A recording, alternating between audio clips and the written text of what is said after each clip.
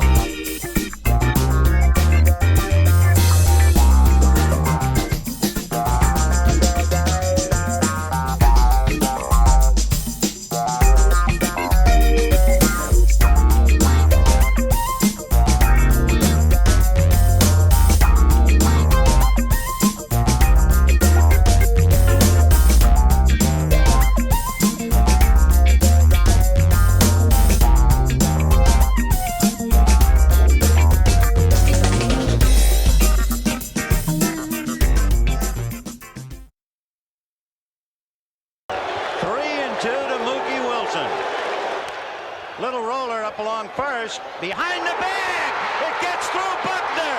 Here comes Knight, and the Mets win it.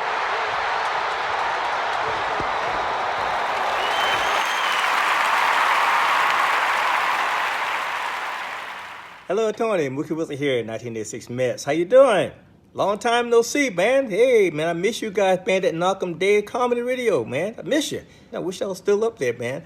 But I'll wait till it warm up a little bit, and hopefully this year things will be a little bit better, man. But when we're talking about comedy, hey, the early years of Mets was a lot to laugh about. You had to make a lot of comedy off those guys. Hey, hope to see you guys during the summer, and hopefully get back on the show, man, at some point in time during the course of the year, all right? All right? Yeah, fine. Contact me, man. All right, Tony. Talk to you later.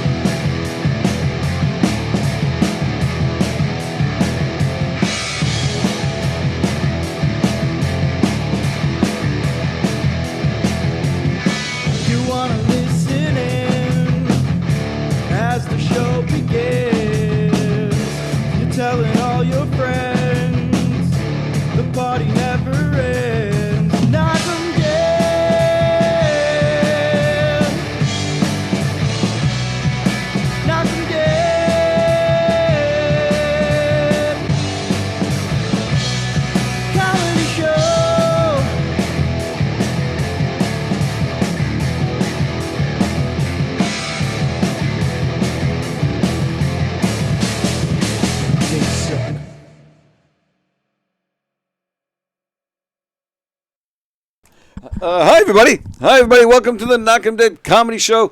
Hi, we're live. We are live. Just like Treading Water was live the other day. Yeah. We were just talking pre-show how we were getting flamed on the internet. Flamed? Yeah, we were getting completely fucking blowtorched by a couple people on YouTube, TikTok. YouTube and TikTok seem to be where we're getting the most hate. Right. Because you could hide better there.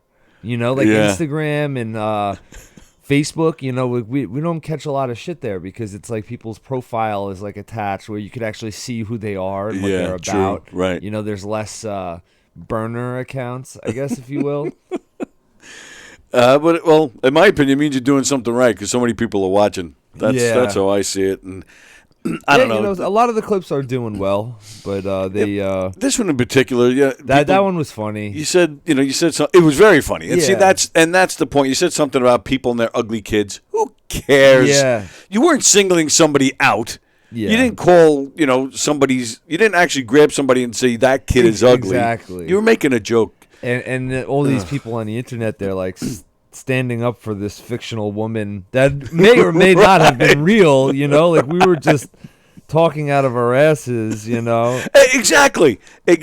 That's, I think it's safe to say that a lot of shows, whether it's here or anywhere, Yeah. we're talking out of our asses. It's for a laugh. It's to get your attention, to Exactly. entertain you. Exactly. Shut up. Like, we're just, oh, God, he's DJ D-Love, you're starting in already, huh? Yep, it's we're just coming back after a 3-day weekend, and bam, there he is. Yeah. So how was your weekend? My weekend was pretty good, actually. Yeah. First off, for those of you who aren't in this area, I mean, the weather was just Yes. perfect all Yeah. freaking weekend. We had really good weather. And what a difference that makes, man, when you're just, especially when on a holiday weekend, man. Yeah. It just makes such a difference, and you just, It really gets the happy chemicals Yeah. pumping in your brain, you know. Yep. Your little sunlight, you know, you start going outside. And it doesn't always have to be like fun activities, you know. You could just be like working in the yard, Yes. like taking care of stuff. Yep. But you feel better about it because, you know, the sun's out and, you know, like you just get a little happier. yeah, you're absolutely right Yeah. about that. I actually, I was cleaning. I moved in February, so I had a lot of stuff sitting in my basement. My son and I were moving some stuff into the garage, and I was just, physical labor is just, sucks for anybody. Right. And but I was enjoying myself, just being outside, and but it was fun. Did the barbecuing Yeah, a it's few cool. days. I showed my son last night the movie Falling Down with Michael Douglas, which I love that movie. Oh, I've never seen it. Oh, it's hilarious. Yeah. Hilarious. Comedy? Yeah, it gets a little dark towards the end, but it's about a guy who just kind of, he's had it with life and all the bullshit that comes with life, and he just very kind of, relatable. especially now. Yeah. Yes. And he just kind of cracks. Yeah. But all these weird things happen to him along the way. I'll have to check Excuse me. it And he out. just doesn't care anymore. So Yeah. what he does with it is hilarious. Oh, that's pretty cool. But Saturday night, I was here. Joey Cola, Fat yeah, Jay, it was a good shot. I saw that. Michelle I was Fox. talking to Michelle Fox about it. Yeah. Yep. The downside was John Butera was hosting. Oh, yeah. I love John. He How was- does he get a gig like that? I swear to you, he walked in. I was at the bar before the show. I'm talking to Jay. Yeah. John walks in. He comes to shake my hand. First thing I said, how the hell did you get this hosting gig? I know. What is he doing? And he goes, you're like the third person to ask me that. It's weird. And I don't know if you feel the same way, but I've hosted for Joey before. And Joey is my old time, no Yeah. disrespect to any other comedians. I love a lot of you guys, but Right. Joey is my old time favorite of any comedian ever. Yeah. He's just my favorite. Very amazing. And so, being that I've hosted for him before, Yeah. I almost take it personally when I'm not, when somebody else is now hosting for me. No, wait, that's my guy. I know, yeah. All right, we'll take this. Yeah. All right. Whatever you want to do. Hello. Hello, this is the barbecue. This is Doyle. This is me. This is How you doing today? This is the barbecue. Yeah, that's right. That's the barbecue. The three of them. You're three barbecues. That's right. So it's not just one talking barbecue, but three of them. That's right. But I only hear one of you. Where are the other two? Because I'm told that's me. I'm the three of them. Oh, all right. So are you burning hot right now, barbecue? Oh no, I'm really burning hot. Oh my God, it's so hot. Yeah, you got I get cooking me right now because I'm so hot right now. you got some meat on your grill that you're That's smoking right. I and got some meat on the Oh, grill my right now. I God. got some hot dogs, hamburgers. you want to come over, Tony? You want to come over, please? oh, you want Yeah, me to come Tony, over you to wanna go handle over? your hot smoking meat? Yeah. Tony, go over and Yeah, hang out with me. I got smoking hot meat too on the grill. I got hamburgers, hot dogs. Oh my! Come on over and have a party. Oh my God! It sounds like a party in your grill already. Yeah. That's for sure. All right, so very nice barbecue. Very nice. Very happy for you. Sounds like you're having a good time. You stupidito. You just call us stupid? Yeah, that's right. Because you don't know what this is, do you? I'm gonna turn this barbecue off. Oh my God! Guess what this is? I thought it was barbecue. We're No, getting I got you Yeah. again, Tony. we're getting requests for a rap there, DJ D Love. Oh, I there got it you is. again, Tony. Yes, you did. You did. Give me a. Did you see your husband this weekend? Yes, I certainly did. Speaking of meat on the grill, Oh God! very nice. I certainly did. We had a good time, Tony. Yeah, how good of a time was it? I just gotta say, it was just phenomenal. That's what I gotta say to you. Phenomenal. He got me $4 to give me. He gave me $4.25, no $4.50. And I thought about you too, Tony. I don't know what he's talking about about. you No on idea. Sunday. Because know why I thought about you Sunday? Because I went to a carnival. It was actually pretty good. You went to a carnival on Sunday. Yep. Oh, very. Did you go on roller coasters? No, that's no work. It was the Garbage-tron, the Sizzler. Oh, you I were had in so much fun. Levittown. You Oh, he was on this one? The Levittown Carnival. Nope. No. It was on my Smith Haven Mall. By what? Sunrise Mall?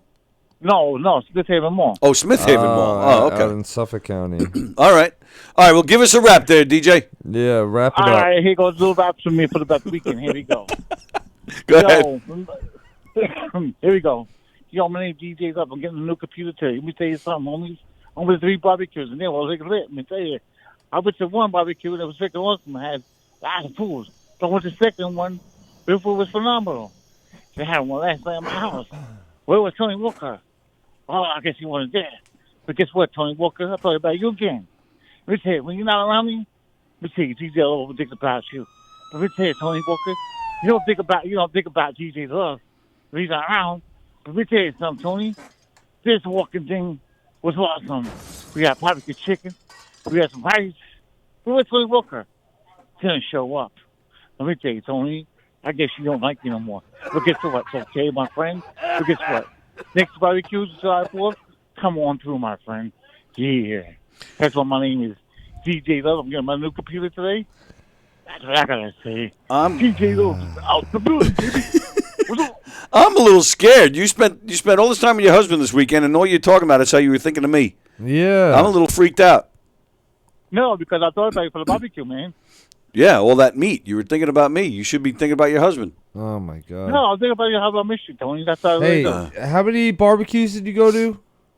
3. Oh my God. That's a lot. That's That one is a each lot. day for the Yeah. weekend. You're a popular guy, DJ D Love. Hey, like I said, when I come do my show again, Tony. I- That's all you. I'm not sure. We'll figure something out. But you enjoy your new computer, pal. Yep. I'm getting it later, actually. Take you know how much care. it cost me, Tony? Guess how much it cost me? It cost you $1,200. No, actually, no, lower than that, Tony. It was lower than that? It cost me $272. $272. That's a cheap. What are you buying? A Fisher Price computer? Stop it. No. I have this place by me. It's called Battleground, and they got a laptop for me right there. I like the DJ with it. A laptop. I came to huh? get it. Okay. All right. Very nice. Well, good luck with it. Like I said, when I can do my show again, Tony, because it's been a long time. But It has been a long time. We'll figure something out. You just go enjoy like the I new said, computer. I miss my friend. Where's my buddy been at? Sally Walker. Oh, yeah. Sally's not here anymore, pal. Just tell her I said hello. I miss her. I'll tell her. Thanks. And there's another thing too. I'd like to say. I want to say this one thing too, real quick, because I know my friend's back. And I saw him. I just came to see him again. You know who that is? Chef Felix is back in town. Who? Oh, Felix. Yes. I was going to talk about that today. Yes. All right, So, cool. thank you. See, there's one more thing I got before I leave. All right. You know what that is, right? Yeah, I do. See you later, homies. See you later, homies. There he goes. DJ D Love cutting it right off as soon as I get the my opportunity. God. Whew, man. That, he made up for lost time right does there. he call every show? Or do I just get lucky on Tuesdays? You're just getting lucky on Tuesdays. Oh my Pretty God. much. Yeah, he used to call every day. And we had to shut that down. Yeah. He used to have people that we could contact if we felt he was calling too much or he was making too many demands, Right. such as demanding to come in. And And they were friendly at first, and things were okay. And then eventually they started, well, we can only do so much. I was like, all right, well then we'll only do so much. And I went a couple months without even answering his call, and I even ignoring him on the comments, which I felt bad doing. Right. Yeah. But I felt my hands were kind of tied there. But, yeah. I do my best. I try to give him a little bit of time because I'm a sucker. Yeah, you're a very nice man. Sucker, I think, is more like it. Yes, thank you, Vicky. Patience of a saint. Yeah, that's what I was talking about. But he did mention the carnival. That was something I did this weekend. Did? Yeah, Marissa and I took the kiddos over. Mm-hmm. It was a good time. Yeah, I actually went on the Gravitron. Oh, did you? Yeah. Oh, did you my throw God. up? I came very close. I'm not gonna lie. I haven't been on the Gravitron since I was in high school. Oh, wow. And I would say early high school, like 9th, 10th grade. Oh, wow. Because you figure. I was talking to Marissa about this. Is like later in high school, junior, senior year, like you kind of stop going because you're more worried about drinking and hanging out with your friends. And I know the Levittown Carnival, at least like on Friday and Saturday night, it started getting heavy with cops. Yeah. So if you wanted to drink, you really didn't want to go to where all the cops were. Right. So I don't think I've been on that in God, I'm coming up on. Yeah, you're talking like 20 years. 2004 was 20 years was Jesus Christ. Well, yeah, probably over that a little bit. And I know when the thing stopped, I kept moving. I was really dizzy. And it was a fun time. It was very expensive. Yes. I didn't realize, like, oh my God. And now they had they do the deal with the bracelet. You get all the rides for free. Yeah. And remember, that's just rides. Yes. So it was $35 a bracelet. Yep. And then Marissa and I weren't going on all the rides. So then we had the 3 bracelets. And then we bought tickets for us for how many rides we wanted to go on. And it was a few. She went on a couple of the more baby rides for the 4-year-old. Yeah. But I think right off the rip, it was like almost $200 just to walk in the door. And I go over to a game, and I didn't realize. And they're like, it was $10 a game. Wow. For one round of a game was like $10. 30 seconds. Yeah. So, we played, the one where you get the BB gun and you're supposed to shoot out the star. Yep. So we played that, and me and her 10-year-old son, we each did one, and I was like $20, like right there. Gone. And I thought like, oh, the bracelet would take care of him, and they're like, no, you can't do this. Right. So then it's like all the cash on top of the bracelets for the games, which is sometimes more interesting than the ride. Yes, I agree. Because you get to win the prizes. Right. And then food, So then, they loved. We got a lot of fried Oreos. Oh, wow. I don't know if you like those. Probably not. Yeah, you're a very picky eater. I'm a weird dude, man. We're figuring out. There's a lot of. Do you like Oreos? I'll eat them. I'm not a big fan. Yeah. I used to love Hydrox. I don't. What are those? Wow, I'm so old. They're basically the same thing as an Oreo, but it just, to me, it's a little less of the white stuff in the middle. It's a little thinner, but to me, it just tasted better. It's just like a different brand? Yeah. Oh, okay. Yeah. Got it.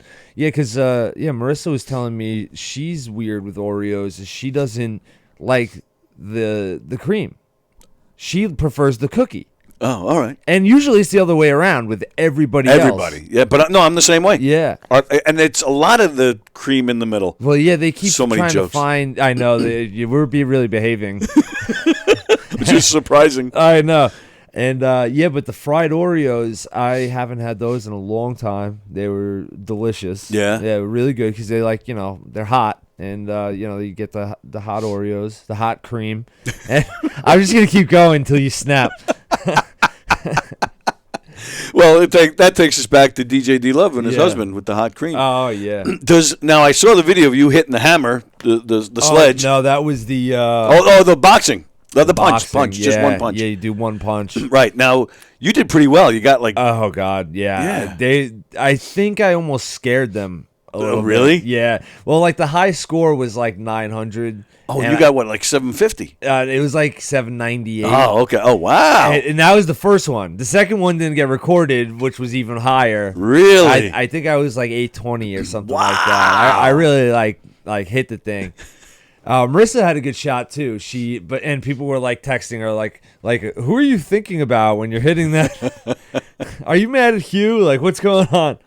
But yeah, that's always a fun game. But now, but my question is, so when you score so high punching that thing, is Marissa like, ooh, that's my man? Yeah, I think she got a little excited nice. because we did that, and then we did the gun game, and I was very good at the gun game. I was actually a little shocked at how well I was because like I don't shoot guns, Right? You know, it's not my thing.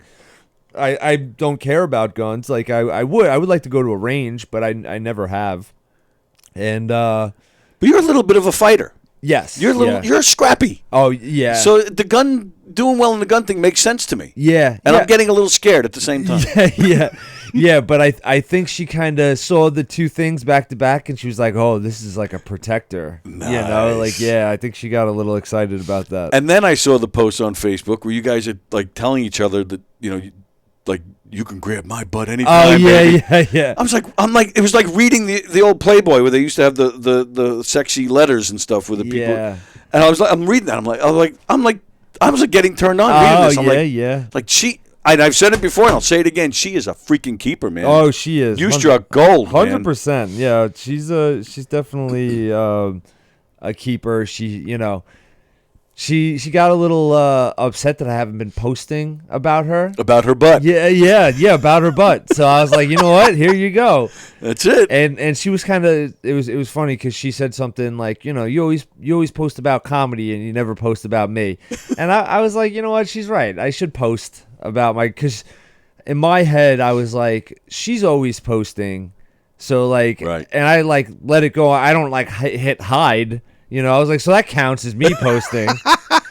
But I that's a nice try, right there. She's right. So I was like, oh, let me throw up a post, and because we had a lot of like cute pictures like recently, you know. Yeah. And she posted that too this morning. She likes getting her butt grabbed. Sometimes I feel a little Trump-like. God bless her. That's what I say. Yeah. Let's see. Hydrox was the original Oreo, says Andy Pajanos.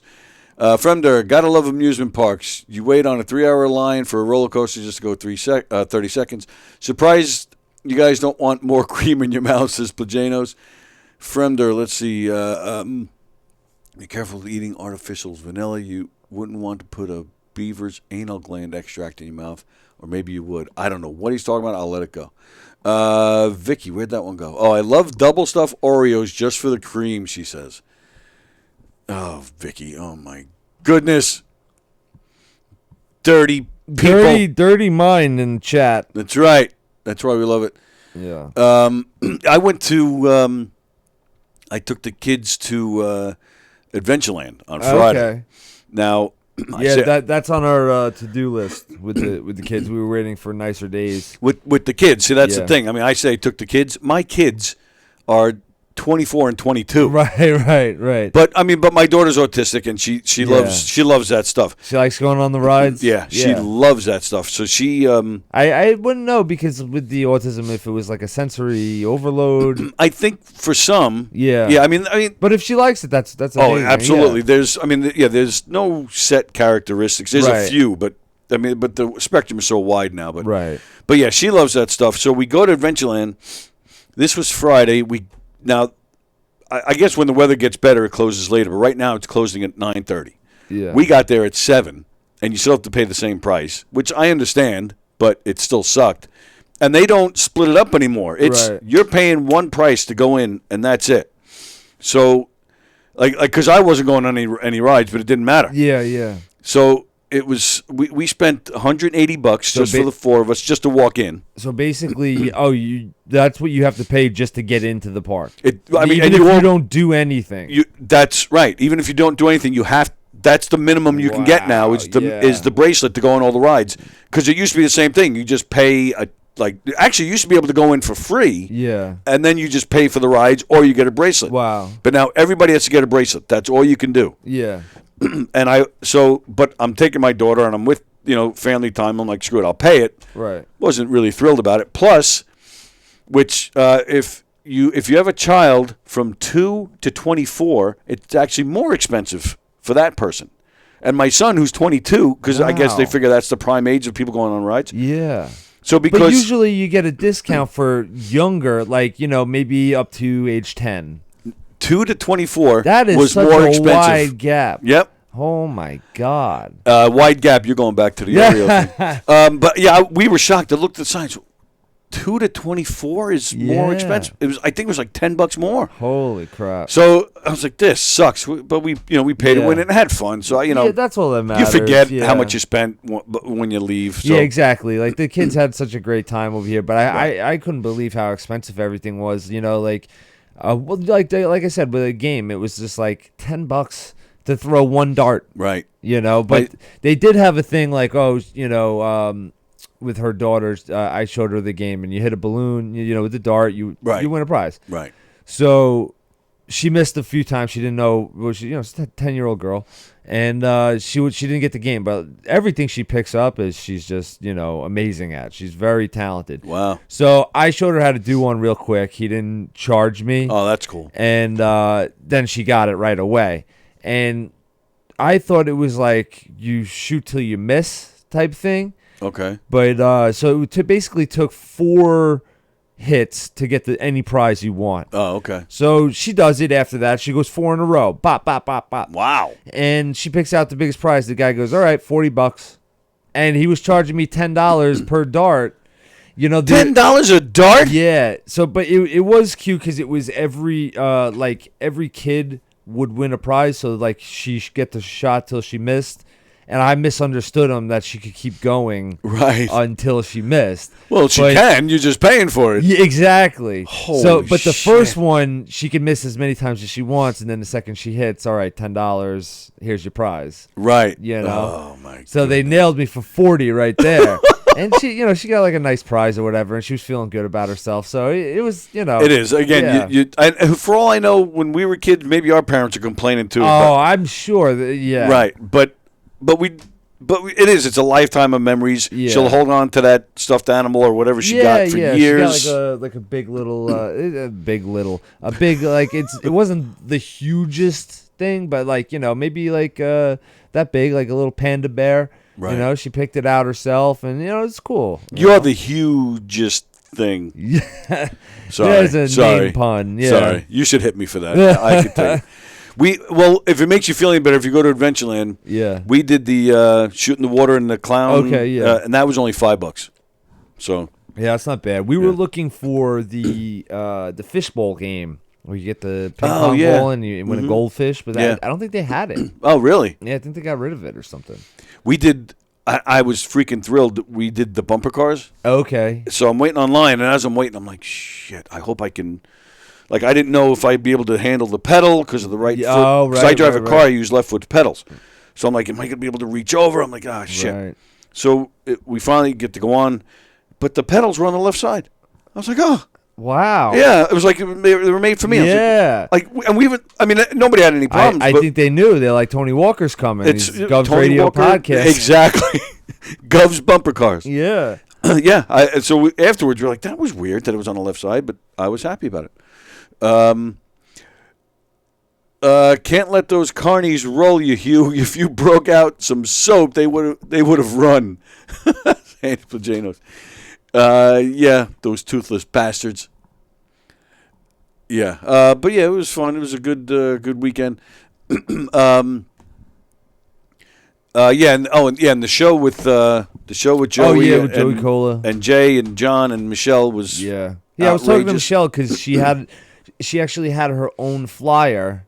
Yes. And it was her picture, and I got excited. I was like, "Oh, is Gov's headlining you?" Because I'm obsessed with Michelle Fox. Like, I think she's one of the nicest people in comedy ever. Just forget comedy. Oh, just ever. Yeah. Yep. Such a sweetheart, and she crushes it. You know, she's just been doing so well. Like I remember when she first started, and she's just come such a long way in comedy, and like her joke writing and improv on stage, and she's just like come such a long way as a comedian, and I know she gets featured, so I didn't know if she broke that barrier. Oh, okay, yeah. And then she got all self-conscious because she's like, "Oh my God, does it make it seem like I'm the headliner? I don't want Joey to get mad." And I'm like, "Yeah, I'm sure Joey Cola is gonna get mad. Like, Joey's a sweetheart himself. Oh yeah.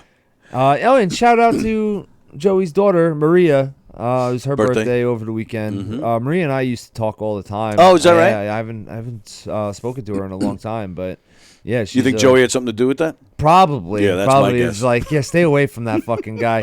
I've heard his act. She was actually here. She was here that night. Yeah. Yeah, what a sweetheart. Such a nice girl. The whole family, they're all just great people. His wife is one of the sweetest people. Yeah. Although I was sitting in the in the back. I was directly across from the stage, sitting on those booths, like we're underneath all those pictures, like Lucy and Desi and all those pictures back there. So my seat was right against the wall. So actually, after watching, for a while, just before Joey came out, I actually decided to stand, and I stood at my seat because I'm not blocking anybody. I'm against the wall. So I'm directly across from Joey, and he's probably about halfway through his set. And whatever joke he made, he said something. First off, he did a ton of crowd work, which was hilarious. Yeah, he's so quick. Yeah. And he even started the show. They had a show in the Giggle Room. They had these two guys that were dressed up like two of the Golden Girls. Right. And it was like some kind of Golden Girls show. Yeah. But it was just two. It wasn't four Golden Girls. It was two. But so Butera introduces Joey. Joey comes out. He's got the Golden Girls on each arm. One on each arm. Yeah. That's amazing. It was such a great entrance. Yeah. Like, you just knew it was going to be a fun show immediately. Of course. But, yeah, so he's about halfway through. And he was making fun of somebody in the audience. I forget what he was saying. But all of a sudden, he just points me, whatever point he was making, he just points me and goes, "Right, Tony?" I said, "Yeah, Joey, whatever you say, pal." And he goes, and he said, "Ladies and gentlemen, in the back there, that's Tony Walker, Gov's podcast." Like, he does a whole nice little shout out to the podcast, to the studio. And people are looking there applauding. I'm just kind of doing a quick thing. I'm like, "Thank you, Joey." And in my head, I'm like, "Oh, this is great, man. Thanks." And he's done that for me before when I've gone to see him. It's like you wish you could clip that moment and have it absolutely. And sure enough, intro. Jay, who's in the green room, already did a set. Yeah. Sure enough, I get the text from him immediately. He goes, "Wow, that's huge." I'm like, "Yeah." Yeah. But Joey, and I get that text so quickly that Joey is still actually talking about. Wow. Yeah. That's how quick Jay came through. And I see the text. I'm like, "Yeah, this." And in my head, I'm thinking, "Yeah, this is great." And then sure enough, Joey goes, and he goes, "Yeah, and I'm gonna show up there one day next week." So immediately I'm like, "Oh, that would be great, thanks." And he goes, "Yes, maybe those 13 people will see me." I'm like, "Oh, you son of a bitch!" Yeah, he set you up just to spike it in your face. Totally. And then of course I'm like I'm thinking, "Oh, Tara and Jay." Now they're laughing back there. Yeah. Sure enough, I see Jay after the show. "Oh, Mr. Tony, Joey was nice to you. It's usually 7 or 8, but Joey gave you a few more there, didn't he, Mr. Tony?" God. My Jay impression is awful, by the way. But yeah, I was like, "You bastard." I actually thought the Jay impression wasn't bad. Oh yeah, yeah. You kind of got his cadence. Yeah, you got to talk slow and accent. Yeah, the Mister. Yeah. How you doing, madam? Yes, if you just talk polite, that's Jay. Yeah. Yeah, but that's great. Yeah, I haven't performed with Joey in a while, but I guess you get so quick with the crowd work, like just doing the because I always said like him and. Like Richie Byrne, like they were warm up comics, for big shows. Yeah. For such a long time. Joey still is. Yeah, Joey still is. Obviously Richie's show with Dr. Oz went a different way, and not due to Richie's fault, but it might Dr. Oz himself. Yeah, well, I'm sure everyone was sick of Richie over there, fucking probably demanding things. They're like, "Who are you?" Right. And but they probably get so quick because you got to remember, say I have an hour of comedy that I'm trying to work on, you're not going to do that hour 5 days a week, right? Exponentially until your new special comes out or whatever, until you start working on a new hour. So it's like you got to get good because you probably just run out of material.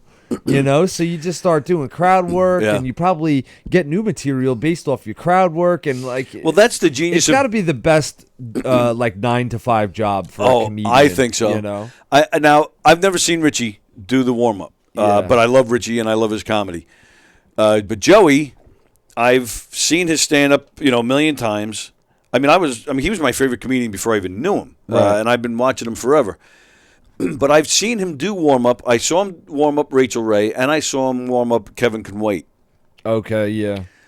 All three, the stand up and the warm up of those two shows, three completely different monsters. Right. And when he did, and watching him do warm up for those two shows, like his approach, because one is a daytime show with arguably a completely different audience. Yeah. Than a Kevin Can Wait, a sitcom audience, nighttime audience. Right. He approached it completely differently. He hardly did any of his act at either one. Wow. It's all just getting the crowd pumped up. Yeah, a little I bit would of crowd say work. You kind of come in with trying to be high energy, right? High energy. At Kevin Can Wait, they were actually passing around chocolate bars. Oh wow, really? He had buckets filled Hershey bars and Twix, Reese's. Just kind of sugar rush everybody. Yeah, and he would say it. He would hand out the buckets. Wow. Everybody pass it down like the money basket at church. You just pass it down. You take whatever candy you want out of it. And you don't take the money out of the jar in church, Tony. More people would go if you did. Is that why they don't let you back in any church? Jesus. That's why my face is up there. Yeah. Do not let this man in. But it's like passing the basket, but instead you're taking the candy. But he tells you, we're trying to keep you guys sugared up. It's like we're on cocaine. We got to keep this going. Right. But does all three equally well and fantastic. And I mean, that's why he's like the guy for warm up. Like everybody is compared to him in the warm up world. Or if they hear that you've been trained by him to do warm up, like you get more consideration than if you're not. Oh yeah. He's the warm up guy. That's awesome. Yeah. And when I saw him do warm up, this is before the pandemic. Things have changed so much, but at the time there was actually like he would even get the call a lot. Like he would get calls from shows. Are you free? If you're not, who do you recommend? So he set up a lot of guys. I think, I don't know if I'm talking out of turn, but I'm pretty sure he set Richie up with Dr. Oz. Oh, okay. And he might have even set up Tom Kelly, because Tom Kelly does a lot of warm-up, too. Right. He does Good Morning America. I feel like I've never met Tom Kelly, but I can't picture his face right now. Oh, all right. I'll show you. That's no big deal. All right, screw him. Screw him. But yeah, Joey, we were even talking about maybe he was possibly going to hook me up. Oh, really? That's why I went to see him at Rachel Ray. Yeah. And I was psyched, man. It is the best 9-to-5 job for a comedian. Yeah, because I look at like some of the the bigger name comedians that have because as a comedian you don't make very much money until you start hitting like headliner level, and not even like low level. There's like different levels of headliner. Like you need to be like the upper echelon to really start making money in comedy. And so it's like it's really beneficial to have a job. And I start looking at some of the comedians that had like really good job. Being a warm-up comic obviously would be a great one. Yeah. And then I thought like podcasting kind of changed it, because like now so many comedians have podcasts that make money and you can kind of live off of that. But years ago when I was kind of doing this, like my big two were Jimmy Norton, who had like just an amazing gig as like the third mic for Opie and Anthony, right? Or you could substitute him with Artie Lang, like as it depends on what show you liked at the time. Yeah. And the other one for me was always Joe Rogan. Obviously before we started the podcast, but like being like the UFC commentator, like he was really or is funny. Because when you're like. Because for me, I'm an MMA guy, and I always liked UFC, so that was kind of like a perfect thing for me.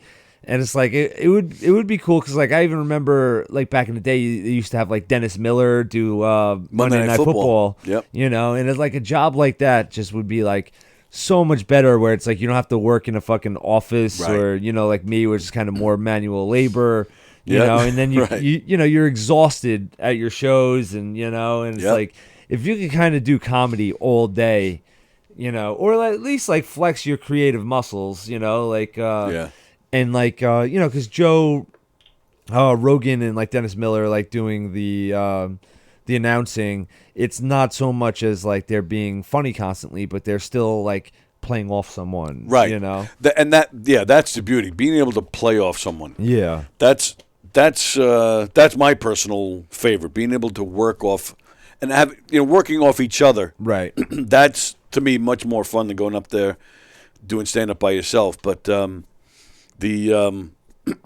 but doing the warm up, I mean Joey's he's there by 7:30 in the morning. yeah, it's a long day, right? Right. So you Yeah. got to find out what the plan is for the day, who's coming in. right. You kind of You have the guest, and, right, yeah, and you kind of what segments are they doing? Right. He's got to plan around all that, and then it was really interesting because they bring the audience in and they don't bring you into the studio right away. There's like some kind of like a lobby or a holding area. Joey comes in there, and he gets you all pumped up, and he tells you what the day's going to be like. Right. Then you go into the studio. Then he gets you all pumped up before the show starts. But then when the show starts, he's the one, signaling everybody when to clap, when to say, oh, when to go. Oh, yeah, like, really? So he's working throughout the whole show. So it's almost like a teleprompter as well, Right, a human. Yeah, That's exactly Jesus. it. Wow. In fact, I just told the story last week. I forget who was in here, who I was telling the story to. But when I was there, Ted Danson was one of the guests, right? Yeah. And he had some show on, some series that was ending. I don't remember what show it was. Right. Nothing I watched. So he's like, yeah, after 3 seasons, this show is ending. So there's Joey off camera, and he's like telling everybody to go, oh. Right. Ted Danson stops. He goes, what's with this guy telling everybody to, to act all upset? Yeah. He goes, this is the artistic preference of the guy who wrote the show. The show had a story, and now the story's over. We're not milking it. We're not cashing in and going to keep it going. This is where it should end. And this guy is making it sound like it's a bad thing. Oh my God. Like, what a dick. Yeah, what a oh my like, God. This poor Ted guy is working his Danson ass off. is pretty punchable to begin with. And now after hearing that story, I'm just like, oh my God. And now there were other guests that day. Tim Tebow was there, and Oh yeah. there were a bunch of other guests. But when I saw Joey at the end of the day, that was the first thing we talked about. Oh, I'm sure. Yeah. Joey had nothing but nice things to say. I said Ted Danson's a dick. but he does all that throughout, so it's a busy day, but then right. But then most of the time they're shooting and then another episode. So they've got to Oh, do that yeah, all over yeah, again. yeah. Then doesn't even leave there most of the days, like till 5 or 6.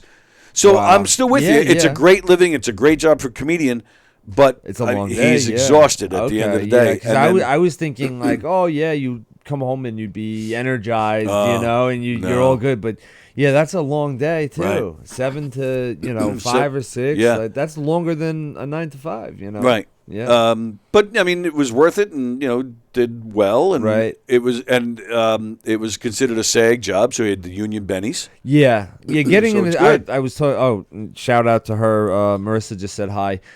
We were just talking about your butt. Yeah, we were talking about your butt, and but we were talking about because we were watching American Horror Story. You ever watch that show? I know it, but I've never watched. Oh, okay, because I she's obviously a mom, and they had a baby, like very young baby, like not even like a like a 1-year-old, like it had As to be opposed to an old baby. Well, like people call Sorry. babies like, oh, it's like 5 years old. It's like, is it a baby? True. You know? No, you're right. I still call my daughter my baby. You're right. Yeah. So it's like this was like probably not. You're still counting months. You're not even Right. in the years. And I asked her would she ever allow her kid to do acting like that, okay. because there was a scene where the baby had to cry, and I wonder how many takes that it takes, to get the baby to cry. Right. And then I remembered seeing something like years back that like when they need a baby to cry, they'll scare it. Jeez. So like they'll pop a balloon or something, and it's just like I wonder how badly that traumatizes Right. a baby, And then she's just like, because she didn't understand like all the, the behind the scenes stuff that I was thinking about. And she's like, yeah, I would. And I was like, you know what? I probably would too, even when I was thinking about all this stuff, because you get the SAG bennies very early on. Right. And I think this is what some directors and upper Hollywood people do. Like you always see Judd Apatow's kids in almost every movie he's done. Right. Because now they have SAG benefits for, Yep. I think, life, right? Isn't like you hit a certain echelon and then you're good for life? I believe as long as you're paying the dues, I believe you're correct. Oh, Yeah. yes. So, if you're paying dues, I guess it's like any other union, right? Yeah, absolutely. Yeah. Wow. 'Cause I thought like if you hit a certain like echelon, like you're just good. You're in like SAG for life or something. Yeah, you're probably right about that. I really don't know too much about it. Like I've never done any acting work, You should. I could see you doing it. Well, I did a web series with Joe Pontillo once upon a time. What the Robot Strangler. Did we talk about this? Yes, we did actually. Yes. Yeah. I forgot about that one. He's got that other one. What's the other one that he does, which is very funny? I'm blanking out on the name. Les Deegan's in it. Oh yeah, that was the Hank Eval doer. Yes. Series. Yeah, Yes. that was like when I first was like getting into comedy. I enjoyed very that. funny stuff. Yeah, I thought it was great. And it's funny. You're talking about making kids cry. With the Little Rascals. We're going back actually almost 100 years at this point. Wow. There were no child labor laws or anything like that. They used to tell those kids, one kid in particular, they used to actually, I don't know how they managed to do this, but they would have his dog, from his house. Yeah. And they would say to him, we're going to kill your dog. Wow. And that's what got him to cry. Oh, my God. But then after a while, as he's getting older, like that threat didn't, he saw through it after a while. So they took it up to another level. Like, oh, you don't believe us? They take the dog, they go into another room.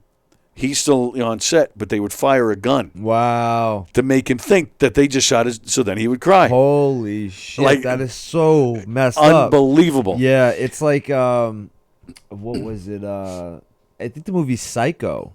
Okay. Where, who directed that? Do you remember? It was a famous director. Yeah. I gotta look it up quick. SAG benefits definitely worth it, even if you have to traumatize a baby for the rest of his life. Oh, Hitchcock. Thank you, Andy Jones. Right. Yes, Hitchcock, really psychologically damaged the actress for the shower scene. The mother? Yeah, in Psycho. Was she a mom? I don't even remember. Well, no, she played the mom is what I meant. Yeah. I think, I don't know if I'm speaking out of turn, if it was either this movie or it might have been The Shining, but there was one scene where they needed actual terror. So the director kept the actress in like a constant state of anxiety. And so that when, and they didn't tell her really what was going to happen. So when they filmed the scene, like it was actual fucking terror. And right. She was like having like a psychotic breakdown during the movie, and like people are like today, like, wow, that is the most fucked up thing I've ever heard. That is like crazy. Like he would just constantly, I forgot what director it was and which movie, but it was one of the two, and they, like he would be very short with the actress. So, like she would come up and be like, hey, how are you? He's like what the fuck do you want? And just like scream at her from like the first minute. And it'd be very short with her throughout the whole day. So like, first of all, actresses are like, very like, I'm emotional, and like, like they turn into like this, like this victim character to begin with, and it's just like, oh, did you like that? Emotional. Yeah. I'm not, as much as I love acting in theater and movies, I've never really identified with that whole. He's saying it's Tippi Hedren in Birds. That might be it. Yeah, it was an old movie. I thought it was The Shining or. They would throw real birds and frozen birds at her. Oh my goodness. Yeah, like these directors, they were doing such fucked up things. Yeah, I've never been like, I've never gotten that whole, method acting. I know like in the '90s when De Niro made Cape Fear. Like, because he played a psychopath that was trying to kill, what was it, Jessica Lange? like, like when they would call cut on the scene, like, people would have to come and kind of grab him and calm him down because he was such a psychotic state. Or even Heath Ledger. Yeah. After playing the Joker, he couldn't really come back from that. Like, yeah. I don't know, man. Their performances are great. I've seen it. I was actually watching an interview with Evan Peters. Okay. I don't know if you're familiar, but he's also like in American Horror Story. So American Horror Story is pretty cool, and this is why I'm like just getting into it. Is every season it's like the same cast, but they tell a different story. Right. So it seems like a cool show, and you could just kind of like at this point cherry pick which season you want to do.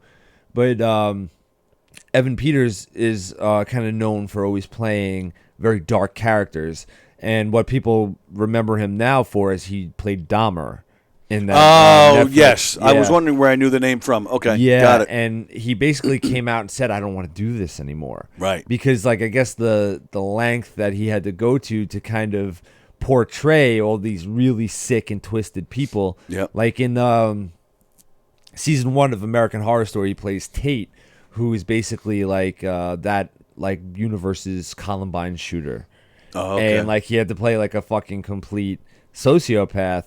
And he basically says like it's tough to like turn it off and back on again, you know, like you're expected to go, and portray this fucking person, so you kind of get your mind set and you start thinking like the and like I don't know if that's really like method acting or just trying to act in general.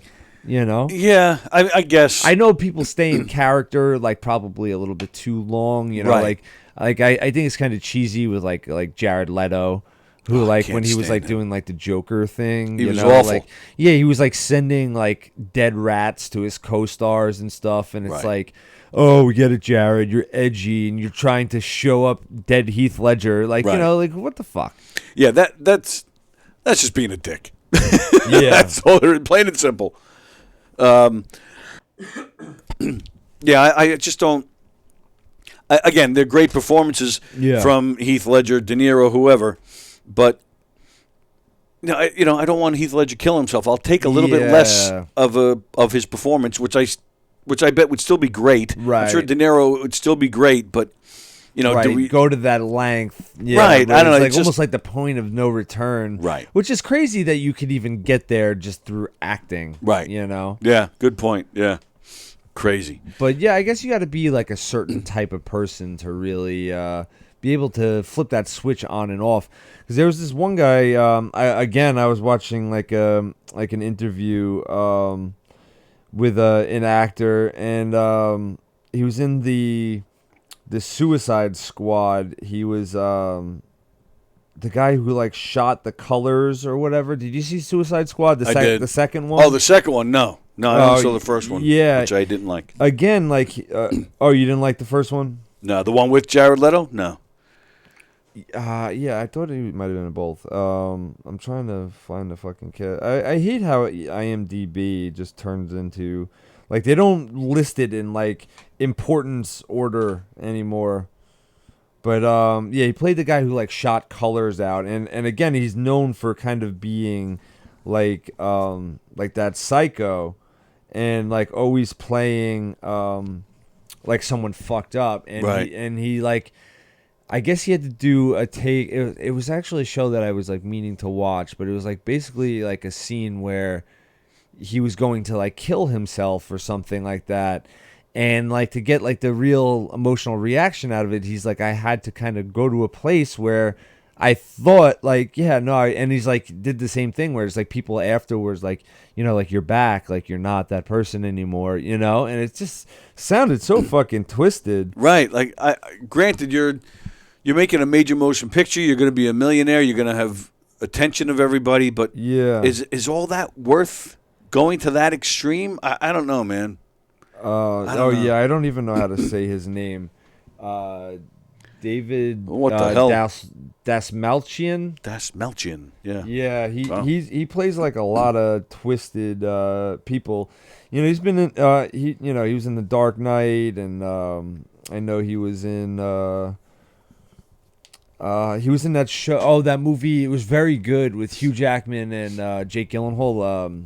Prisoners. You ever watch this on Netflix? Very No, good can't movie. place it. Yeah. Marissa and I, Dan LaRocco actually recommended it to me because I think he was going on a podcast to talk about it or something. He's like, "Oh, you have to check it out. It's one of my favorite movies." Oh wow. And basically, Hugh Jackman plays like a dad, and who is it? I have no recall with actors' names. That guy. Yeah, no, the guy who, yeah, I'll tell you in a second. But yeah, Hugh Jackman plays like a father, and Terrence Howard. Terrence Howard, yeah. He plays like his friend, and their daughters go missing, and Jake Gyllenhaal's a detective, and he has to find the daughters. And the guy David Dastmalchian, or however you say his name, plays like one of the sickos in that movie. Very good. Oh my god, I'd rate it like 9.8 out of 10. Really? It is like top notch movie. All right, I'll check that out. Yeah, it's definitely worth it. All right, I'm going to switch gears a little bit. Oh, we're gonna go. Well, we're going to do trivia soon. Okay. But I had two things I wanted to bring up before we get to trivia. All right. One is a little baseball. Baseball. Now I know lacrosse is your main sport, but you still you enjoy baseball too, right? I follow my Yankees. All right. Yeah. Well, this was a high school baseball game. I don't know if did you catch this over the weekend at all? No. This thing was making news. The video was going viral.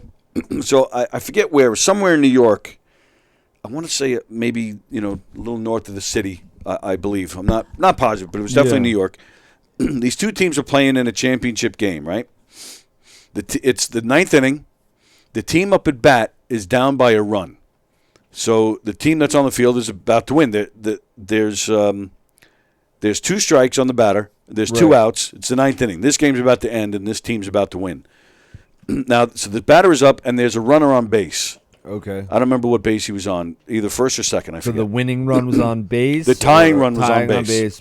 Okay. The batter's up. He's got two strikes. Ball comes in. Now, for those of you not familiar with baseball, when the pitch comes in and it's strike three and the catcher drops it, right, you're allowed to run to first. Why that is, I'm not. I never understood. Yeah, I never that understood rule, that either. But yeah. And then so even though that batter struck out, it doesn't record as an out. If you drop it, you have to throw the ball to first and get him out, like you would if he hit the ball. Right. So the pitch comes in, it's strike three. The batter doesn't swing, but the catcher drops the ball. Okay. The runner starts to run. The catcher grabs the ball, and you see the video is just like cell phone. It's not like great quality, and it's right behind home plate, so it's hard to really tell everything You're looking through a fence, probably. Yes, exactly. So the catcher does reach out like he's tagging the guy. Yeah. But the guy keeps running. The catcher, after he puts his arms out like he tags him, he looks back at the ump, right? Okay. But he looks back at the ump, but doesn't wait for the ump to make a call. Right. He just figures he made the out. He now throws his glove with the ball in it, and now he starts celebrating. The whole team's run out. The coaches are out. Sure enough, after he turned from the ump, you see the ump went like this, meaning that the runner's safe. You didn't tag him, and he missed it. Right. Okay. So now that runner that was already on base, you see him. He comes in. Yeah. The whole team. I mean, like I said, the coaches, the players on the bench, they're all at the pitcher's mound celebrating. Oh my god. The only person. The second baseman, he's the only one on this whole team. You see him. He's yelling. He's pointing. He knows exactly what's going on. He's the only one. Yeah. So now you see from the camera angle, now you see the runner, the guy that was up at bat, he's now coming around second base. So now the second baseman is really freaking out because he knows this kid's going to score and win the game. Wow. So now he's looking for the ball. He can't find it. Holy crap. Sure enough, this kid, and he never found the ball. So this kid who struck out comes all the way around. They win because he's the winning run. Holy crap! I was hoping that the second baseman saved the day. Nope. Oh my god. So now this team is out there jumping on the mound, celebrating. You see the umps. They come walking over, and you see them explaining to them. So now they're all, like, you see the jumping stop, you see the shoulders start to, and now you have the other team is right next to them. Now they're celebrating on the mound. I'm a baseball fanatic. It's really the only sport that I follow heavily. I've never seen anything like that. Jesus. I couldn't believe it. That is insane. That's like a pet peeve of mine too. Is like when teams celebrate too early. Yes. Yes. And like they don't pay attention. It's like people get so excited to be like, "Oh, we won!" It's like it's like the second they think they won, it's like they're so worried about celebrating Right. that they don't even realize, like, holy fuck, like we just blew the game, because we were undisciplined.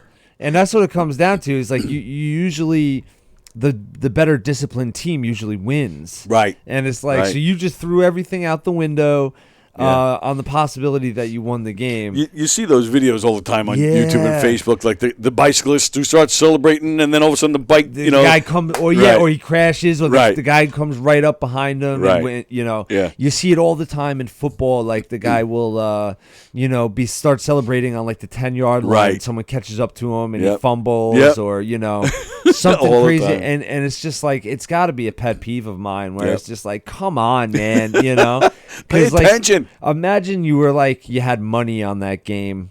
Like, like I know it's high school baseball, but it's like, imagine. I bet you somebody had money on it. Yeah. Oh, I'm sure. Still in the stands, Right. And it's just like, imagine I like, put $100,000 on like a pro team and that happened. Yep. And I would fucking lose my mind. That's like how you get a supervillain, like. It's funny. You just reminded me of a story years ago when I was in the phone company. I worked in a department that I worked with a lot of other departments. I knew a lot of people in Nassau County. Right. But then I eventually transferred to a different department, and I was working one day with a guy. Kind of knew him a little bit from when I worked in the previous department, but I didn't know him well. Yeah. Now, this guy has since gotten help, and he's okay. He had some, he liked to, partake in certain things, but he also was a bad gambler. Right. Thousands. This guy would, spend. And again, he got help, and he's all right now, thank goodness. But when I first started working with him, he still had his issues, and I had no idea. Yeah. And one day, we're sitting in the truck at lunchtime, and he's going through like all the football games for that weekend. It was a Friday, and he's like, he goes, "What do you think of this team? What do you think of who's going to win?" And he would name the two cities that are playing, and I like football. I don't follow it terribly close, so I was just like, Seattle. Like, right. I'm just rattling off. Yeah, talking out of your ass. Totally talk. Yeah. I thought I was. I thought it was very obvious I was talking out of my ass. That following Monday, I worked at the phone company where we put in poles, and I was a lineman. Yeah. So I'm in the corner of the yard because I was about to grab a pole to put it on a trailer. So I'm kind of by myself in like this area where I can't really be seen that well. Right. He corners me, and I could see his eyes are all messed up. I'm like, oh no. He goes, I bet thousands based on your calls. And that's what I was like, and I even said that. I go, you took me seriously? I said, I had no idea. And he had no idea I was joking. Right. So Did he even know that you didn't follow football? No, he didn't know. We my didn't God. know each other that well at the time. We after that became very close friends actually, Yeah. but at the time he didn't know, I didn't know. Oh, I'm sure he wanted to kill you. And it was one of the few times in my life where I thought somebody would, like, I might die right now. You're in like physical, yeah. Wow. Definitely physical danger. Yeah. Thankfully he backed off, but it But was you know close. what? I'll never forget it. That's typical junkie behavior. Yes, you and know? that's why I told it, because he has since gotten help and straightened out and got rid of all But that it's in just his life. like, I bet based on what you said, it's Right. like you skipped over that first part pretty quick and you got right into what I'm doing. Right. That's like very addict behavior. And, it's just looking for anyone to blame but themselves. Yes, And and I'll never forget the whites of his eyes. Like, it wasn't typical white. It was like almost glowing white. It wasn't glassy. Yeah. Like, you know what I'm talking? Like, just like burning white hot anger. yeah. And his eyes were wide. I was like, oh, and he had a weird smile on his face. Like, it was one of the weirdest things I ever experienced. But now the other thing I wanted to, how many poles could you actually fit? Ask your wife, Rhonda. Yeah, Andy, I agree with the gambling, but like, and it's weird because I obviously have like an addictive personality, and I could get hooked on like everything. Yeah, and I don't know if it's like an ADHD thing, because like the more I research on it, it's almost like I get hyper fixated. But I like to self-diagnose myself all the fucking time. But it's like with gambling, I was always pretty good at like stopping on top, which is like, you know, I like gambling, but I always took it more as like you have to look at like the money, like you can't spend what you don't have, first of all. Right. So it's like, You better not. you know, yeah, that's what I'm saying. But it's like, so like I would take like a trip to Atlantic City for the weekend, and you know, like my parents like to go a lot, and you know, we would get like rooms and hang out for the weekend. So it's like, say I took you know, $2,000. Like in my head, I would mentally get in my head like, this is no longer my money. Right. Okay. And this is it, and this is what I'm paying for the weekend, and this is my entertainment. And you got to look at it like this isn't like gambling money, like because gambling in Atlantic City is like this is your entertainment. For, you know, like you Right, can't yeah. look at it like gambling at all. It's like I'm paying to have fun, and you know, paying to play poker or whatever you want to do. Yeah. And it's like when that money's out, like that's it. You got to stop. You know, You like gotta, right. But so like it's always weird for me, and like I don't get people that go crazy and like start gambling their paycheck like right away, and they're living week to week. It's like how? Yep. Which Because for me, gambling was always fun.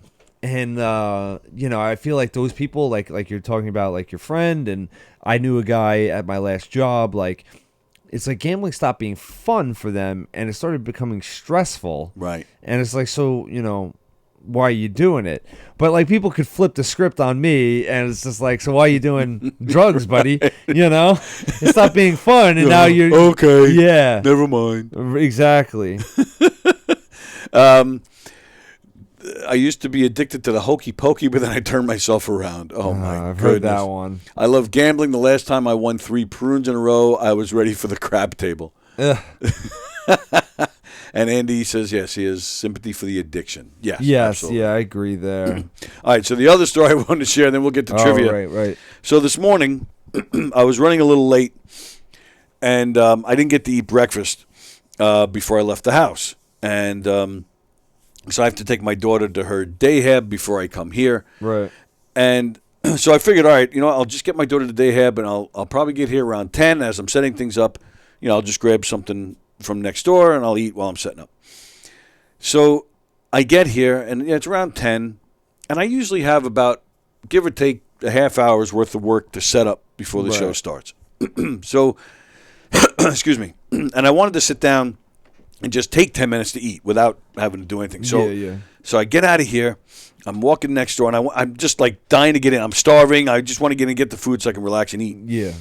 And I get towards the front. So I'm on. You know, I'm between the club and the deli, and from the other side of the deli where the parking lot is, I see the deli over here. right next door here. This deli. What'd you get? The cow. The cow. Yeah. Yeah. So I'm walking there from here. Right. So I'm on this side of it, but I see from the parking lot side, there's 4. I think they're probably from Division, the high school behind us. Yeah. Where you went. There's 4 guys coming in that are like heading in too. Yeah, like 4 kids. Yeah, they look like they're maybe like they're seniors, like or maybe even college age, but they were young guys. Yeah. But the one that was like leading the pack, like I could totally see it in his face, like I want to get in there in order before this guy. And I'm thinking the same thing. Yeah. And now I start. You could recognize that look. Absolutely. In someone's eyes, especially if you have that look. Yes, and I'm sure I'm sure I didn't hide it either, right? Yeah. So now we both start walking a little faster, and a part of me is starting to actually laugh inside because we're both walking faster. But then I end up fucking tripping and falling right on my freaking. Oh, I actually went down.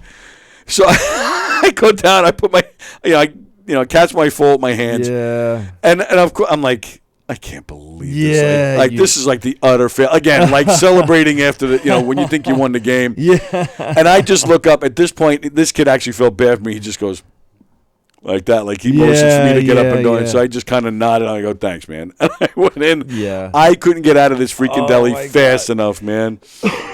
This was the freaking worst.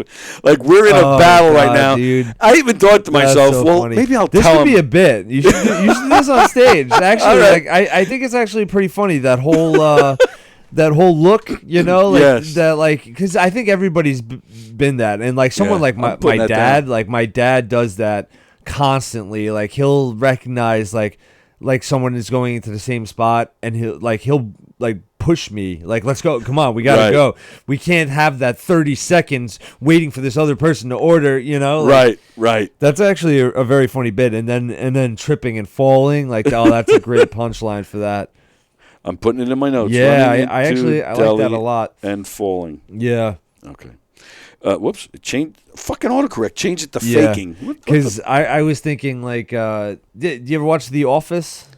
Yeah, a little bit. Well, there's a scene where, Jim, like the main character, he's coming back he left to go to like a different branch, and he's coming back, and he's trying to get his old seat, but now BJ Novak is trying to sit there, and because that's his seat now, because Jim left, so they're both like having this awkward exchange where Jim put like his jacket on the chair or something, and Ryan throws his bag, and they're going back and forth. They're like, no, it's all right, it's your desk, and then like BJ Novak, Ryan's like, no, you used to sit here, why don't you just come back? And then Jim's like, no, it's all yours, and he's like, okay, cool, and he just like sits down.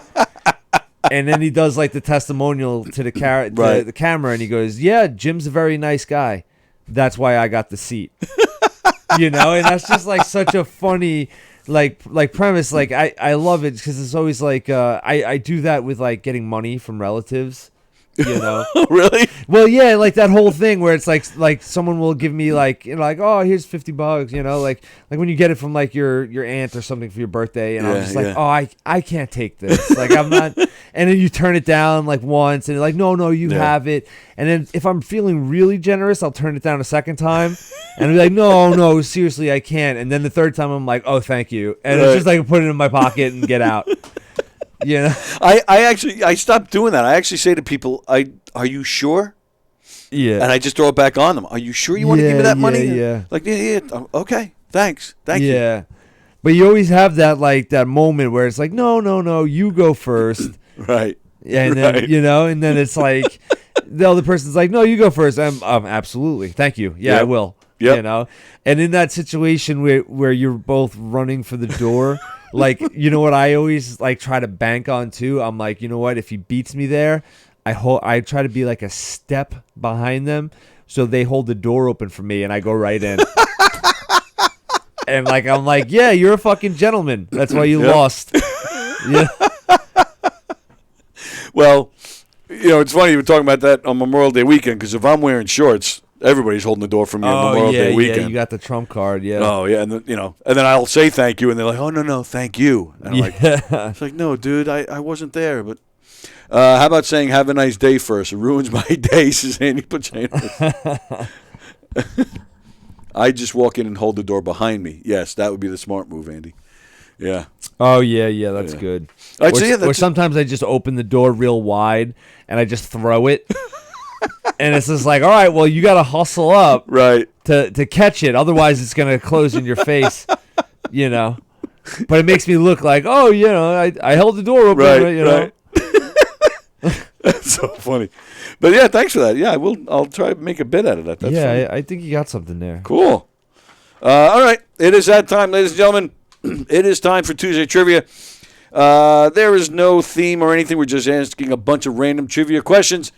Please, in the comment thread, put in your answers. So after we read the questions, we do not give the answer. We go back. We're going to read your answers on the comment thread. We're going to read Hugh's answers as well, and then tell you what the answer is. There's no theme. There's no nothing. It's just for fun. No prizes or nothing, but we'll have to start getting some prizes involved. Yeah, I want some fucking prizes. I used to give out some prizes. The club used to give me free passes to give out to some of the shows. Yeah. I got to get on them about doing that again. I got a meeting this week with them, so I'm gonna get that going again. Yeah. Because there's lots of great shows here at Governor's. Chris Monty, June 22nd at McGuire's. Oh, I love Monty. Oh, I love Monty too. Very funny guy. He reached out. See, and that's when I feel like I'm doing something right in here, because this morning I get a text from Monty. I want to come in that week and promote my show. Yeah. So it's a win for everybody. When is the show? June 22nd at McGuire's. June 22nd. All right, yeah, cool. You should talk to him. We'll go host it. Or feature or something. Monty's show. Yeah. I mean, I would love to, but I don't make requests like that. Oh, really? You don't? No, no. I think the first time I hosted for Joey, I went to them and said, hey, can I host that? Oh, really? Yeah. I don't know. Maybe I'll text Monty or something. Oh, that's a good idea. Yeah, why Yeah, not? because I don't know. I don't feel like I'm in a position to really make like What are they going to do? They say requests like that. Yeah, I guess that's the worst that can happen. But Yeah. love Monty. Known him, fucking almost 15 years at this Yep. point. Very Mhm. nice guy. Oh, great guy. Great guy. Love that guy. But yeah, I mean, screw I was it. gonna say, see if he wants to come down on the Tuesday of Okay. that week, and we'll hang out. I will. I'll definitely run that by him. You should definitely request if Butera's hosting. Yeah. Yeah. Okay. Yeah, we'll leave it at that. Picked enough on Johnny. Excuse me. All right. Question number 1. Who became the world's first billionaire? And it happened in 1916. If that helps anybody. I'm gonna say Rockefeller. Rockefeller. Burp. All right. What was the name of Michael Jackson's famous chimpanzee companion? Michael Jackson's chimpanzee. Oh fuck. You remember that, right? Yeah. Okay. Oh no! I'm trying not to look at my phone. Coco. I'm gonna say Coco. Coco the chimp. What was the next question? Oh, whoops, I just screwed this up. What in Silence of the Lambs? Agent Starling, played by Jodie Foster. Yeah. What is Agent Starling's first name? Oh, that's interesting. Fuck, man. Clarice. Clarice. Another movie question. Raindrops Keep Falling on My Head was an Oscar winner from which movie with Robert Redford and Paul Newman? The song Raindrops Keep Falling on My Head is from what movie with Robert Redford and Paul Newman? I kind of know their movies too. Fuck, I'm blanking. Yeah, they made a few good movies together. Yeah. My favorite's probably The Sting. I always like that. But I'm not gonna say that. I really don't know. All right. Do you want to go with The Sting just in case? Yeah, sure. Better than nothing. Yeah. Sure. Next question. Throwing you guys a nice softball. In bowling, what is a spare? In bowling, so a spare is when you hit like some of the pins and on the first try, and then knock the rest down on the second. Okay. But all the pins get knocked down. Like Right. a strike would be on the first roll, and a spare is completing it on the second. I don't know the terminology you want. The terminology would be spare, I think. Yeah. In German, Well, I thought the question was. It was. What's I was- a spare? I was okay. joking. All right. Yeah. it's okay. It's all right. No, I was making sure I heard the question right. Oh, I was all right. just saying weird words for no reason. Yeah, I got you. All right, next question. In German, what does the word lager mean? Oh, multiple choice. The word lager, what does it mean in German? Does it mean Okay. beer? Does it mean storage? Does it mean wood? Huh. The word lager, what does it mean in German? Does it mean beer, storage, I or feel wood? like beer is like the trap answer. I feel like it's not going to be beer. So I'm going to say storage. Storage. All right. Next question. According to a study, what percentage of 7th grade students claim to have experienced cyberbullying? Say that again? According to a study, what percentage of 7th grade students claim to have experienced cyberbullying? So it's just what percentage? There's no Yep. year or anything No. associated with it? Oh, this study Or like this year or something? this study was I'm going to say was done in the past 5 years. Okay. So this is pretty current, I would say. I'm going to say 90%. I'm going real high. You are going real Yeah. high. Not the first time you've said that. Yeah. Sorry. I'm sorry. It's okay. I deserve it. No, you don't.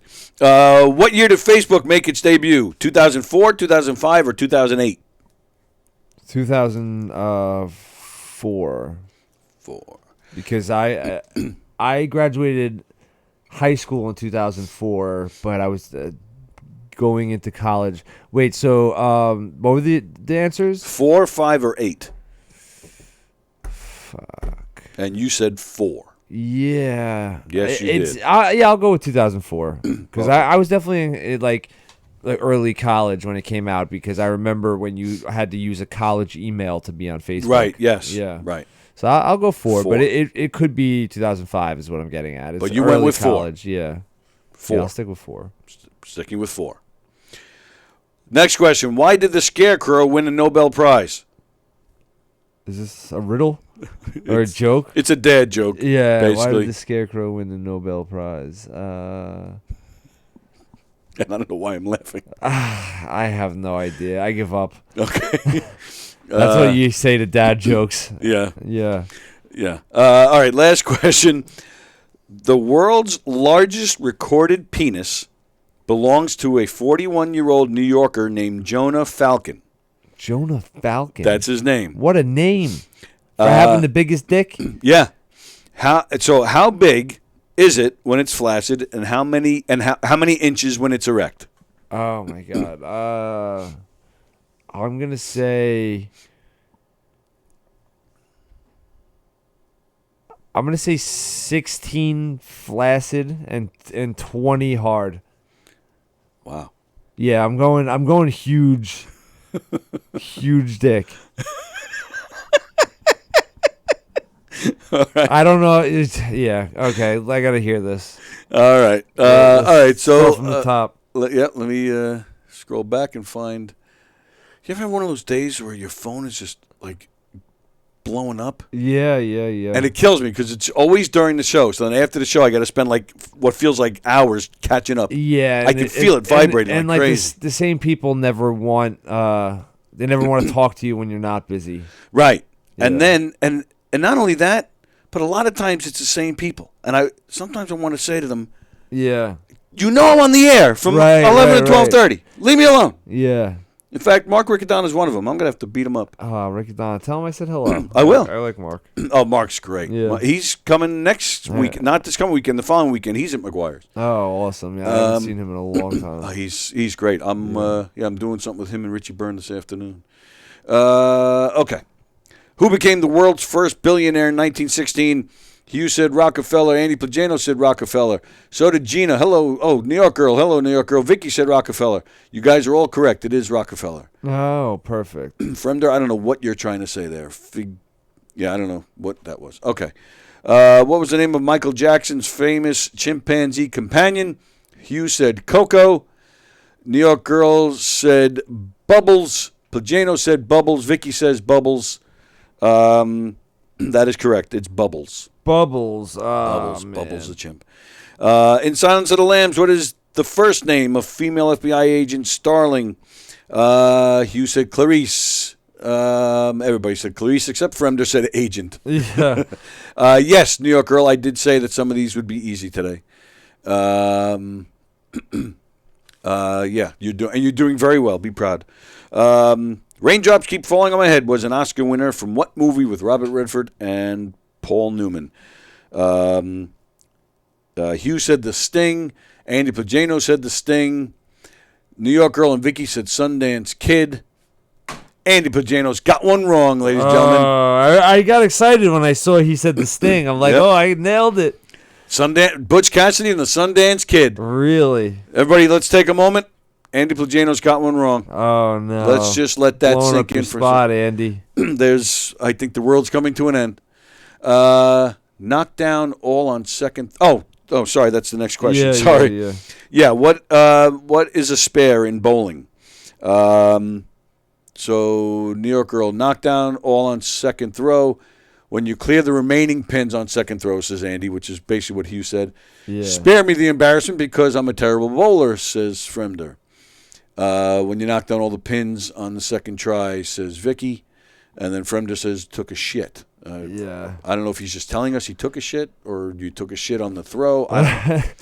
Yeah, that one was random. I don't know. Maybe it was a wrong text, like he was texting someone else. And Texting his still wife. had Twitch open. I just took a shit.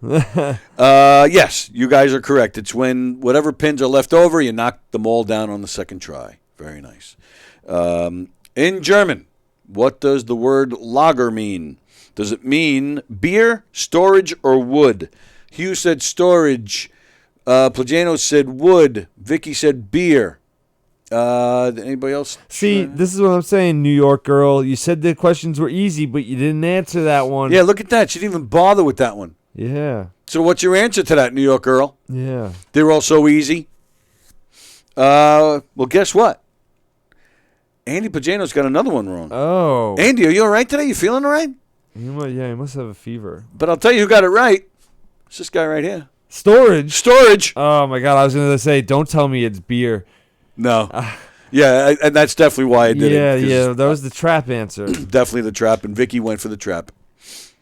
According to a study, what percentage of 7th grade students claim to have experienced cyberbullying? Hugh went high. He went 90%. Andy went high. He went 85%.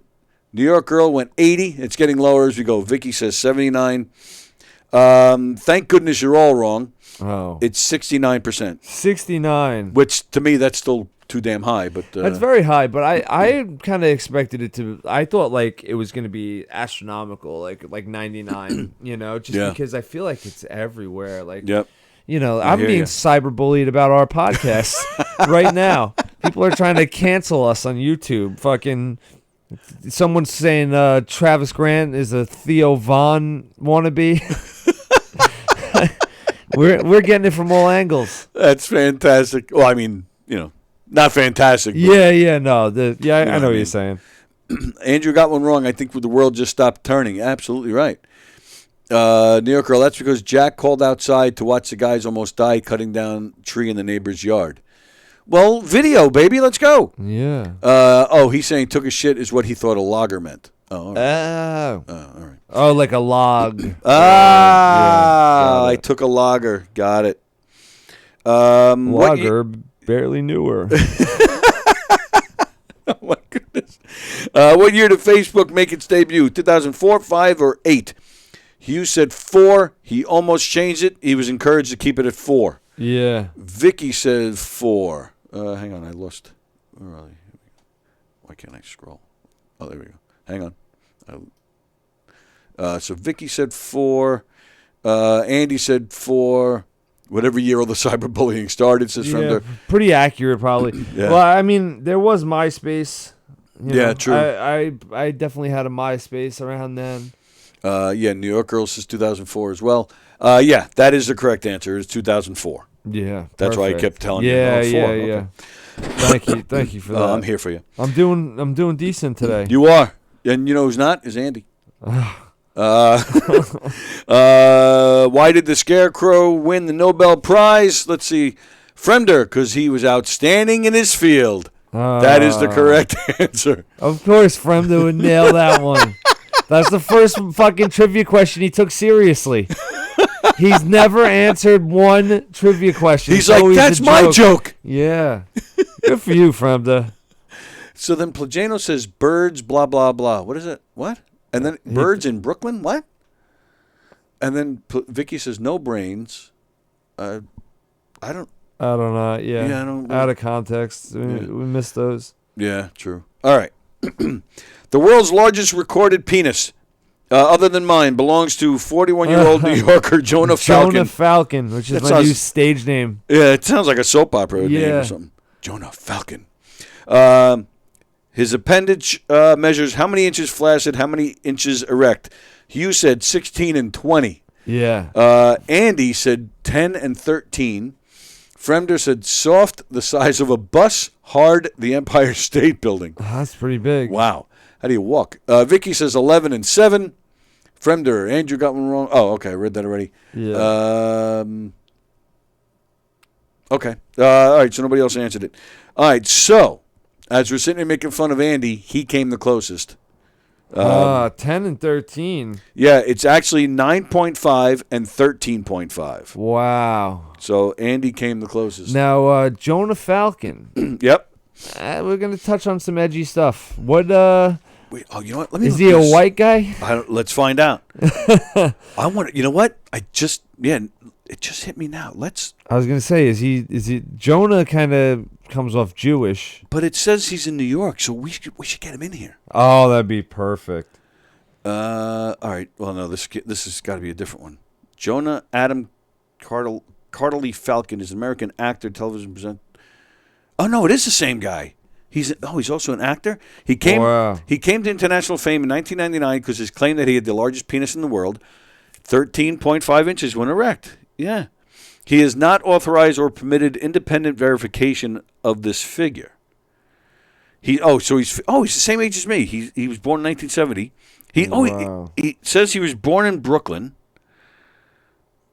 Man, they have some interesting pictures on the image search. Really? Oh my God! Hold on, take a look at this. What the hell? I don't know how he gets anything done. I see. That's what's crazy about the erection part is like all that blood's got to be leaving your brain. Like when you just pass out. Jesus Christ. So he lives in New York City with his mother. He identifies as bisexual.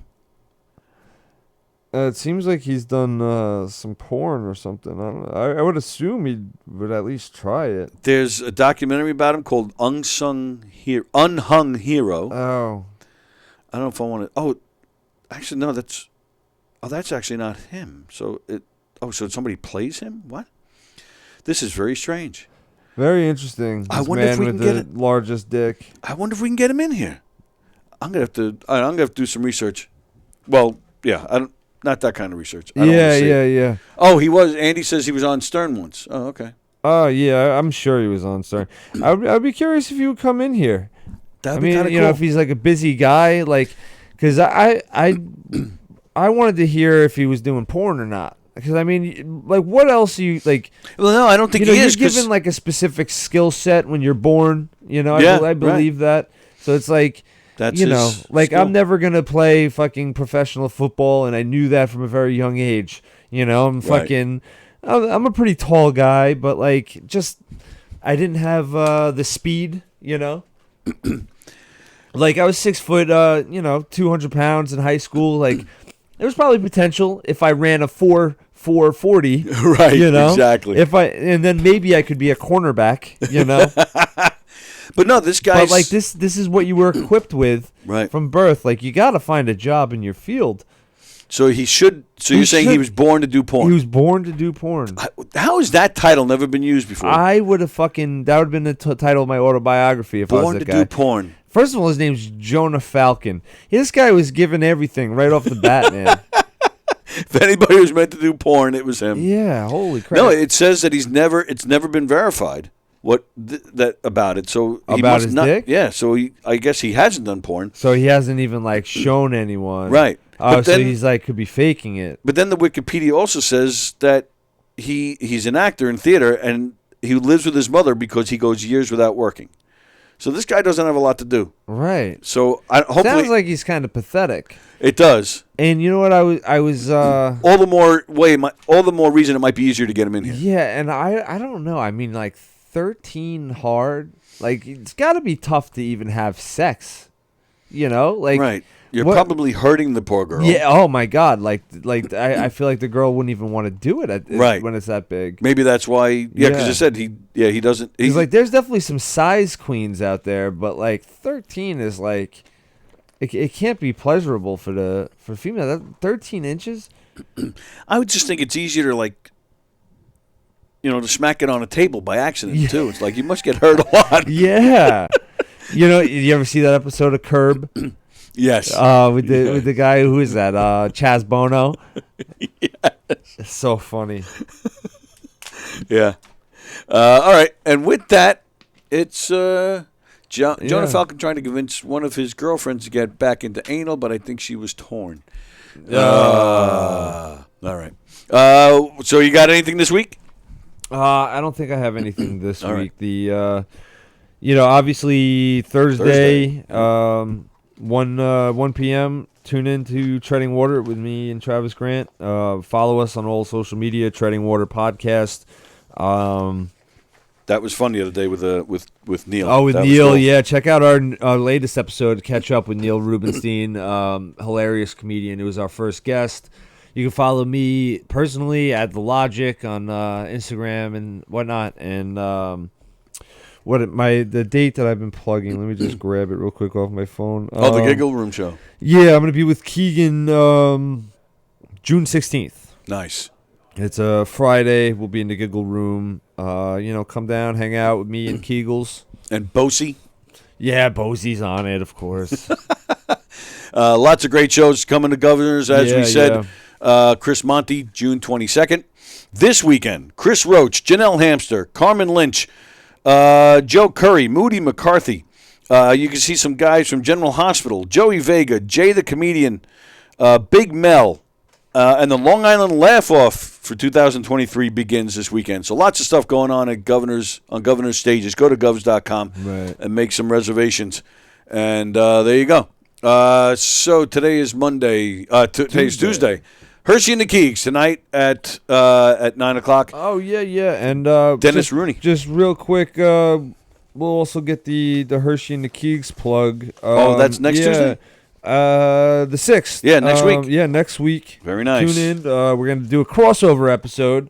Hershey and the Keegs meets the Treading Water Boys. Very nice. So I was on recently, but me and Travis are going to go, and we're going to double team them. Excellent. They won't know what hit them. They're actually double teaming tonight. Dennis Rooney and his, forgive me, I forget the name of his podcast, but him and his co-host. He has a couple, I think. Dennis Rooney. He was doing Here for a while. They haven't done that one in a long time. Because I know he has one with Kanal Aurora. I think that's the one that's coming in here tonight, I think. Okay. Is Kanal coming as well? Or? I think so. Okay. Two of my, I'm not going to say closest friends. I haven't seen them in a long time, but, I go way back with Dennis and Kanal. So funny. Dennis is hysterical. I know. I think Dennis has another podcast with someone, maybe Tui or Brian McKenna or someone. I thought he had two. Let me see here. There's Netflix Book Club, and there was something. Kunal Aurora, the wildly successful podcast, City of Rats, it's called. Yes. So that's who's coming in tonight with Hershey and the Keegs. That's tonight at 9. We're off tomorrow, and I'm not really sure what's happening yet with Circling the Drain and Why You Like This. I believe, there might be some schedule changes, maybe not. We're still trying to figure that out, so we'll post and let you guys know. Brandon and I will be back here on Thursday, and then on Friday, Kelpie will be joining us. Kelpie will be coming in again. That's fun. Kelpie. I've yet to meet Kelpie. She's cool. Yeah, she's really cool, and she's funny. I heard she runs a decent show out in Suffolk. Mm-hmm. It's very cool. Yeah, which she'll be promoting some stuff. But I had to tell her, it's a governor's place. We can't go crazy promoting other stuff, but we can mention it. So there you go. Lots of good stuff going on this week. So enjoy the rest of your Tuesday. We'll see you tonight for Hershey and the Keegs at 9 o'clock on the YouTube channel, and then back here on Twitch on Thursday with me and Brandon. All right, everybody have a great day, and we'll see you later. Thank you, pal.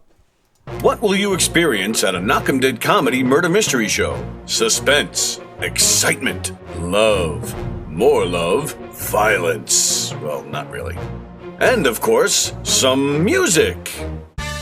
Knock 'em Dead Comedy is the #1 murder mystery troupe, entertaining thousands of people for over 20 years. You have a great night or what? Good. Their hilarious murder mystery shows are full of audience interaction from beginning to end that will keep you laughing all night long. Their shows are not to be missed. Knock 'em Dead Comedy's murder mystery themes include a mob show, a redneck wedding, a high school reunion, a family reunion with a luau theme, or your own custom show. Johnny, you have a good time tonight or what? Had an awesome time. All right. She had a great time. KDC, that's what I'm talking about. Yeah, all right. Fundraisers, private parties, corporate events, restaurants, and more. Contact Knock 'em Dead Comedy for your event today.